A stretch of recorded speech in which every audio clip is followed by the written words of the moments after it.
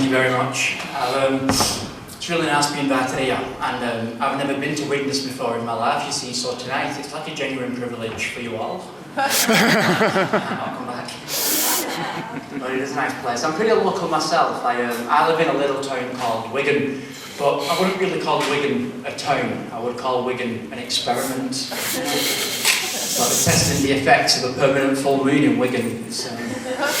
The part of Wigan I come from is so far behind the times, we still have coal miners on strike. Every day I'm like, Dad, stop throwing bricks at people, we're just going one. Nah, it's alright, Wigan, but just done some, they've played millions into our town centre. Like, for example, our Primark has just installed an escalator. Hey, to us, that's Disneyland. The gym. But I love buying clothes from Primark because I love buying polyester that falls apart after one day. When you get undressed, it's where it can fall apart. But my mum gets all political. She's like, well, you shouldn't go to Primark. Those clothes were made by children. I'm like, yeah, I can fucking tell. Stupid children from the looks of it. And besides, the sewing machine's practically a toy. Who gives a fuck? The 9-year-old pie made doesn't pick up the pace. So life isn't going to get any better now, is it? So, what am I going to do? Make my own clothes? Tried it, doesn't work. But yeah, we've got a Wigan in Primark. We've just built a brand new rest home in Wigan, and that's kind of getting my mum a bit nervous because she's going to end up there anyway. It's 5 years. But it looks like a frightening place. We've got a big sign out front. The slogan is, "You wish you died young." Terrifying place. She even did like an opening day tour where it was like, everybody, this is Shirley. Shirley will make sure all your mum's jewellery ends up at cash converters. No, but I've told my mum I'll look after her for as long as she needs because I kind of feel sorry for my mum, you see, because she was still a teenager and I was an unplanned pregnancy. Or as she puts it, don't thank God you're here, thank vodka and orange you're here. Thank happy hour. Because if I'd have been sober enough to yell pull out, you would have been wiped out of my eye. And smeared against the dashboard of a Ford Capri. So, thanks, Mum. Must be I've been a parent. I don't have any kids myself, but I've gotten to an age now where I'd really like to have children and starting now. So I've decided from now on I only want to date a certain kind of woman who I can honestly see myself eventually beating in a custody battle. I'm taking the dog. So yeah, so if you have a PhD fucking in family law on Match.com.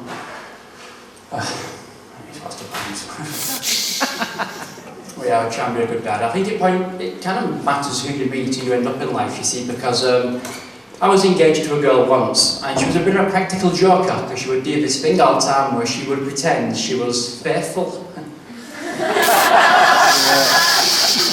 She was bad news. One time we was lying in bed and she said to me, if you got murdered, what photograph should I send at paper? You know? Send them one of me holding a sign saying I think I got poisoned. Send them that one. But no, girls can be bad news. You just got to find out one. I'm kind of with one now, but I don't think it's really going to last. She's you see, because until I got into a committed relationship, I was never what you would call the jealous type. And now that I am in a committed relationship, I'm jealous of single people. You're so free and you don't even know it. In fact, it even came up with a night to us in bed. She asked me what was my biggest fantasy, and to be single again was the wrong answer. Because it's like, every time we have a little argument, she's one of those women, the type who like to break things, you know, like spirit and your belief. And your Batman cop. I met her on a site, which I'm surprised, because when I filled in the details, it said, tell a potential partner 3 things about yourself. I said, okay. A, I have a nose that makes me look like a malnourished vulture. B, my dick is still the same size now as it was on my scan picture. Because C, nothing grows in the shade.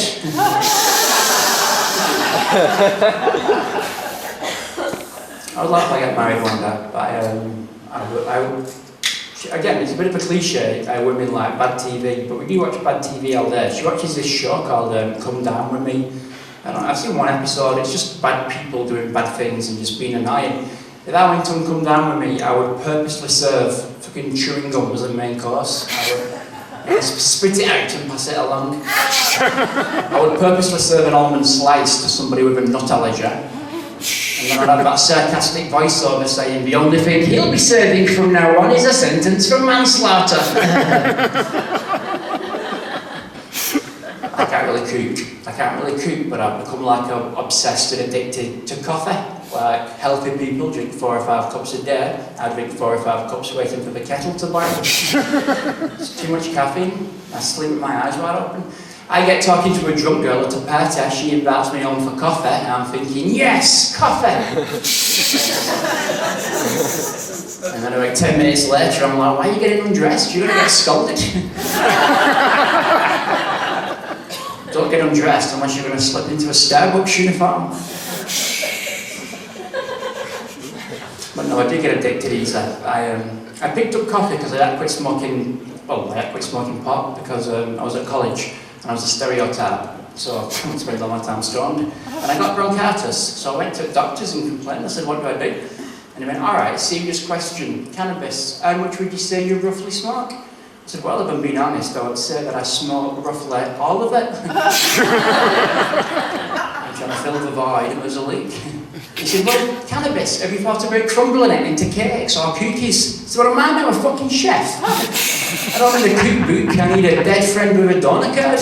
It's like you smoking pot makes you paranoid. But really, it's the idea of going to prison and becoming a bodybuilder's fuck toy what makes me paranoid. Because you see, I'm really thin. When my hair grows out, it goes curly. If I went to prison for smoking weed, I would get passed away like a giant.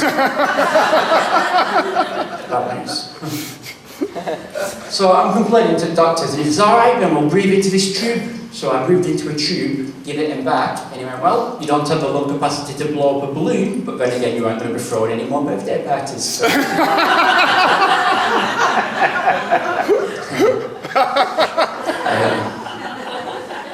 I did eventually quit though, because it's bad. Anything was fun was bad. I'll wrap it up. I'm talking like really calm and slow tonight because I'm trying to be less like agitated in public. I was walking through Wigan Town Centre and this guy came up to me with a clipboard. He went, excuse me, would you like to adopt a polar bear? I said, oh, you just read my fucking mind! Brilliant! He's like, whoa, we're only trying to save the planet. I said, yeah, well, if the future of the planet's all hinging on a direct debit from me, Mother Nature and you both need a plan B. I don't have a bank account, I have a penny jar. I'm rolling in pennies, so yeah, how does polar bear taste? Can you wrap up with some barbecue sauce? Because I'll take 2 little bricks. And I'll turn the sperm one into a rug to insulate the cardboard box I'm going to live in when you're company. Fucking ripped me off. Don't bother about the polar bear. I don't know, how do it taste? I don't want to adopt a polar bear and hardly give it its parents. But I explained to him, I saw a video on YouTube entitled Polar Bear Eats German Man. Guess what that was about? Starts up in a zoo, and there's a German man videotaping polar bears, and he wanted to get a close-up look. So instead of pressing fucking zoom, he puts his camera down, walks over to the polar bear, just starts stroking it like it's a fucking poodle. He's hello there, guten Tag, das Bear. I swear to God, the polar bear even looks at him and says, you know, I don't think your wife and kids are even going to even miss you. There's even a big sign saying, dickhead, don't do it. So all the guards come running over. The polar bear's like, whoa, is that a dart gun in your pocket? Or are you just pleased to see me? And the guy's dead. You know when you're a kid and you eat a jelly baby and you start with Ed, that's that polar bears eat Germans. I know one or two of you are thinking, haha, one less German, but you can't think that. I'm kidding, actually you can, because it's okay to hate a nation who hates themselves any more than you ever could, so hate away. But yeah, the polar bear dies, the guy dies, and it's just another German fairy tale. So no, I don't want to adopt a polar bear. Anyway, this is going brilliant. So I'll tell you my story. I'll tell you how I ended up on this spot, because my last day job I ever did was, I stacked shelves at Asda for about 6 years, because I'm really, really ambitious like that. All my school friends wanted to be footballers or scientists. I wanted to be a minimum wage night shift zombie in fluorescent green tracksuits. So be careful what you wish for. Have you ever had the kind of job where it's like a day job, but you wake up in the morning and you consider breaking your own arms or get a day off? That kind of job. Asda called their employees a colleague circle, but I would call us all a suicide pact. That's how I felt. Because in staff room, they give you a little locker, so before your shift starts, you can go to your little locker and put away your key and your phones and your hopes and your dreams and your soul. That's gone for another day. And you've got to wear a big plastic name badge. My full name is Mayor Daniel Joshua Clarence Frank, because my mum was naming me after all potential dads. So I've got this big long name badge on, people are like, that's a stupid name, what does it mean? Well, it means stitches, oxygen and postnatal depression destroy my mum's sense of humour. That's what it means. Is there anything else I can help you with? Terrible.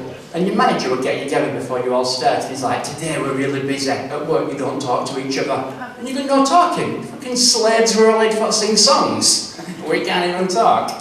That's fair. Gotta laugh out, right? But I ended up getting fired, long story short, because at every Asda we have these little yellow labels called Whoops labels, a sticker. It'll mark down price of anything in store. Now when it comes to work, I've always been what you would call a thief. That's my safety code. One day, I got access to the Whoops gun. That day I was like a fucking genie. Widescreen TVs are £1, laptop computers are £1. Come on in, mum, there's a sale, 100% off. But we got caught because the store detective was knocking money over me on CCTV or zooming in and out of fucking changing rooms or whatever doing that. So he gets me, this is the highlight of his life, because a security guard is basically someone who always doesn't have the balls to be a bouncer and he doesn't have a minimum IQ of 4 to be a policeman. So he becomes a security guard. And he had this face, he looked at me. A bit like you're looking at me right now. He looked at me like that's that face I see when I close my eyes. And he gets me into a chair, sits me down, starts polishing one of his Employee of the Month awards, and he's like, so, can you guess why we're both sitting here today? I said, because we both failed our GCSEs. He says, haha, that was pretty funny. I said, thanks, maybe one day I'll make a dick out of you in a stand-up routine. I said, well, you best do, because you're not going to work here anymore, because you're going to get fired. And I said, oh no, all my precious dreams would have been sexually by Easter. What am I going to do now? So I don't need your fucking job. So I left. So I went to Wigan Job Centre. And when you're standing in queue at Wigan Job Centre, you stand like this, and what happens is, your self-esteem taps you on the shoulder, and says, you know what? I think I'm going to leave. So and then your self-hatred taps you on the shoulder and says, I think I'm going to stay. Eventually, you get to the front of the queue. I said to a girl, I've got no job, I've been fired, I've got no CV, and people don't really like the cut of my jib in general. And she's like, okay. She starts tapping on a screen. She says, you're in luck, as they need a shell stacker. Yeah, thank you very much. Bring Colin back up.